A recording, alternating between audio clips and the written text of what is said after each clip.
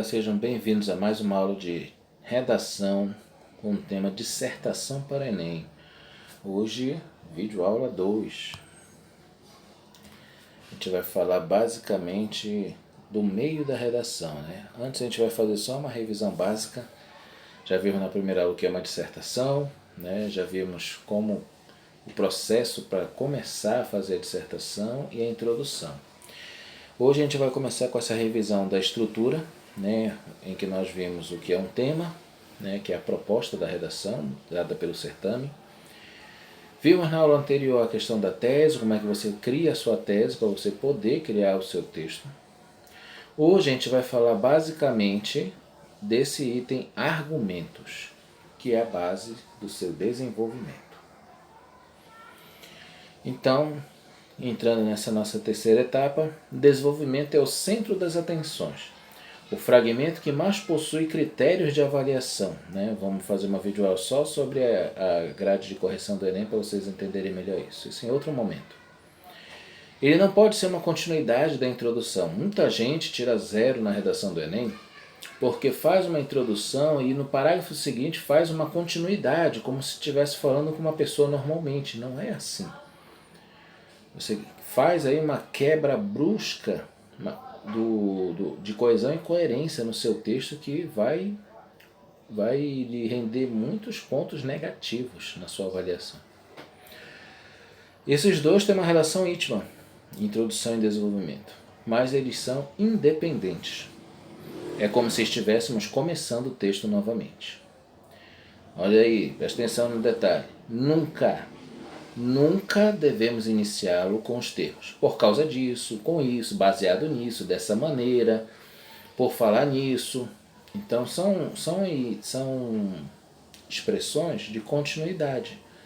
Então evite usar estes termos, principalmente no início de um parágrafo. Tá? Criando um texto bem conectado. Precisamos agora ter uma atenção especial em uma coisa. A chamada ligação entre as frases, ou links, ou conectivos, que é como nós vamos encontrar na grade de redação do Enem. São as conjunções, né? Então, mas, porém, portanto, todavia, como, desta forma, todavia, entretanto, são conjunções, são conectivos que vão nos ajudar a compreender melhor um texto de um jeito mais simples e mais direto. Veja o exemplo. Estava frio. Levantei cedo. Precisava ir para a aula. Foi um esforço. Valeu a pena. Finalmente aprendi a matéria. Tem uma continuidade, porém ela está sendo sempre pausada pelo ponto em seguida. Mas se eu colocar conectivos, veja como vai ficar. Apesar de estar frio, levantei cedo, pois precisava ir para a aula. Isso foi um esforço, mas valeu a pena. Afinal, aprendi a matéria. Então, repara que a leitura se torna mais simples, mais direta, mais rápida e mais compreensível também. Porque não tem uma quebra de pensamento graças aos conectivos, por aqui representados em vermelho. Ok? Quais são as funções do desenvolvimento? São os argumentos. E quais são os tipos de argumentos? Vamos lá. Argumento de autoridade. Se apoia no conhecimento de um especialista da área. É aquele que é referência. Como a gente vê nas entrevistas de jornal, uma pessoa que ela é específica para falar sobre um assunto. Argumento de consenso. Alguns enunciados não exigem a demonstração de especialista para que se prove o conteúdo argumentado. Isso pode entrar, por exemplo, um jornal, uma revista, uma obra literária. Isso pode ser um argumento de consenso. A comprovação pela experiência ou observação. Na documentação com dados que comprovam ou confirmam sua veracidade. É quando você trabalha a contextualização com base em dados que foram apresentados na sociedade, via mídia. Fundamentação lógica. A argumentação, nesse caso, se baseia em operações de raciocínio lógico, tais como as implicações de causa e efeito, consequência e causa. É quando nós vamos encontrar isso em artigos científicos, né, em textos que evidenciam principalmente toda a experienciação científica para comprovar tal fato. Vamos falar agora de coisas que têm que fazer parte do seu desenvolvimento na dissertação. Primeiro, causa, hipótese, consequência. Geralmente as causas ficam em um parágrafo e as consequências em outro, mas isso não é uma regra. Podem estar juntos e misturados também. Por exemplo, se o tema for seca no Sudeste, você pode começar o desenvolvimento assim. O fenômeno da seca, não tão comum, tornou-se parte do cotidiano dos moradores da região Sudeste. Então repara que eu estou trabalhando um tema, então eu começo a falar sobre ele, eu crio uma situação, eu faço o leitor entender o meio onde eu vou enquadrar o meu assunto. Então isso foi a introdução do parágrafo, já relacionando direto com o tema, ou seja, não houve fuga do tema. Continuando, a escassez de chuva, uma estrutura precária que não estava preparada para tal acontecimento, e até mesmo a falta de conscientização das pessoas e do governo são causas que estimulam essa seca. Então tudo isso daí que vem depois da região Sudeste vem a ser o quê? A argumentação, né? Vão ser argumentos do porquê esse fenômeno da seca continua acontecendo. Né? E aí é dado uma explicação natural, né?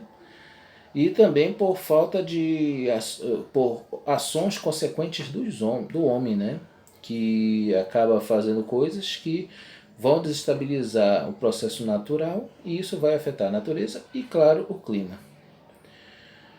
Continue utilizando, consequentemente. Todavia, se quiser continuar a ideia sobre o governo e a falta de conscientização, ainda assim, aquilo que nós falamos ainda há pouco dos conectivos. Se você ainda for falar sobre esse assunto, do motivo da escassez, né? Então você dá um conectivo de continuidade, ok? Fica a dica. Domínio do assunto.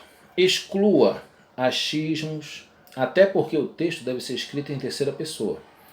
Mas tem muita gente que costuma falar eu acho, eu acho, eu acho. Você não acha e nem deve achar nada. Evite o uso desse verbo porque ele gera dúvida e o texto dissertativo argumentativo não tem espaço para dúvidas. Precisa-se de afirmações e argumentações. É disso que ele é feito, ok? Nesse momento você também pode citar falas ou nome de alguma autoridade ou teórico que tenha posição semelhante à sua, aquilo que vai dar peso na sua redação. Quando a gente fala de citações, você vai entender isso melhor. Dados e estatísticas são bem-vindos e enriquecem o texto, porém não os retire dos textos motivadores. Fica a dica. Tem muita gente que lê o texto motivador, às vezes está sem ideia, pega aquele trecho do texto motivador, encaixa lá na sua redação como não quisesse nada e dali você quer falar alguma coisa. Nunca faça isso. Você pode mencionar o texto e a ideia que esse texto está passando. Não transcreva trechos do texto motivador, galera. Não vacile nesse ponto, ok? Por exemplo, preste atenção em textos jornalísticos. Geralmente eles trazem dados reais para aumentar a credibilidade. Eles sempre utilizam as partículas. Segundo tal pessoa, de acordo com tal pessoa. Então isso vai dar a ideia que aquilo que vai ser falado não pertence a ele que está falando, mas a outra pessoa. Trajetória histórica. Alguns temas permitem que você se utilize de conhecimentos históricos para fazer um paralelo com os do presente. É o que nós chamamos de retrospecto histórico. Para começar um parágrafo citando o passado, antigamente a colheita era feita anualmente e depois ou em outro, ou no mesmo usando o presente como exemplo. No entanto, hoje em dia, a tecnologia permite, atualmente, com o passar do tempo, a partir do século XXI, em meados dessa última década, então são adjuntos adverbiais de tempo conectivos, né, advérbios de tempo que você pode utilizar aí. Contextualize, use situações reais. Exemplificar é fortalecer seus argumentos. Traga situações reais para o seu texto, que comprovem a sua tese. Se o tema falar da falta de saneamento, por exemplo, escreva sobre casos em que essa falta de direitos básicos acabou, causando doenças e constrangimentos para pessoas que vivem em lugares assim. Quando for de conhecimento geral, não precisa ser exato. Sendo assim, olha esse exemplo. Inúmeras famílias de áreas menos beneficiadas e sem saneamento básico já sofreram ou ainda sofrem de doenças ligadas a essa falta de higiene forçada. Repare que não existe repetição de palavras. Existe o conglomerado de ideias que vão se associando graças aos conectivos. E, já, ainda, e palavras que têm a ver, né, que são coerentes ao assunto em questão. Ok? O que não devo esquecer durante o desenvolvimento da dissertação? Vai aí 5 tópicos básicos, galera. Não esquece disso, tá bom?